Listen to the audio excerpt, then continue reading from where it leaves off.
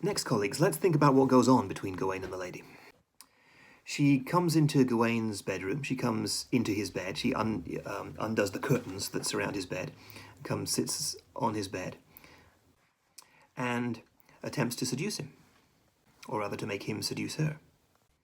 Her talk is all innuendo, isn't it? It's all double meaning. She plays the constant game of courtly talk, what's called love talking in the Middle English of the poem. The game of romance. It's supposed to be harmless if played properly, I suppose, between knights and ladies. Well, here's what goes on. Look at line 1185 and following, colleagues.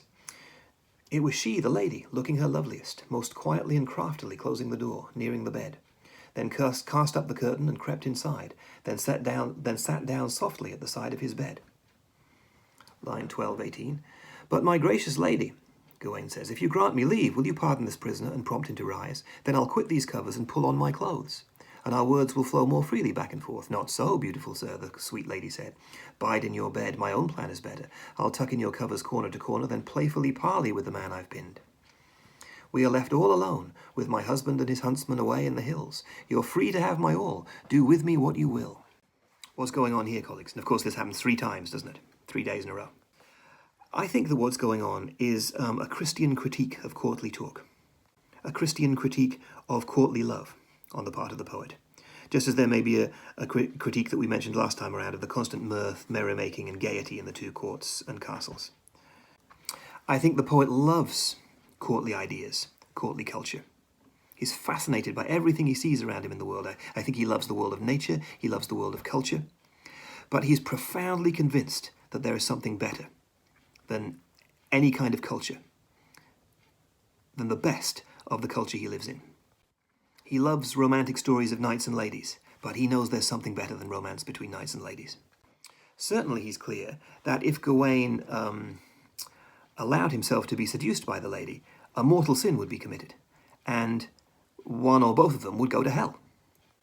Take a look on line 1202, just the very first time the lady comes into Gawain's bed. We read that Gawain crossed himself hurriedly with his hand, as if saving his life. He makes the sign of the cross because he needs protection from the sin he's being tempted to commit. And look at line 1766, a bit later on in the 3 days of this game. They talk with tenderness and pride, yet their plight is perilous, unless sweet Mary minds her knight. The poet knows that Gawain is literally in danger of losing his soul here. This isn't a joke.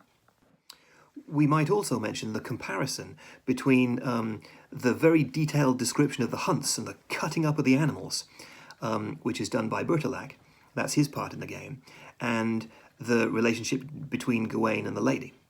Those 2 things are compared to each other in the exchange game, aren't they? Both are described as gay, fun and merry, but are in fact about the death of the creature.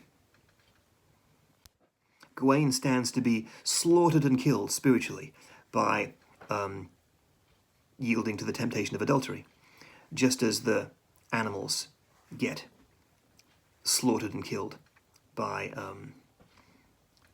the lady's husband. In the end, I think the poet is a really chaste person.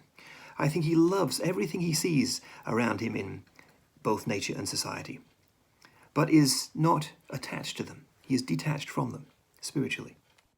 He loves courtly society, he loves romance, he loves stories of knights and ladies, he loves going hunting. But he's not attached to any of those things. He knows that the soul belongs to God. And that's what he's carefully and subtly reminding his readers of.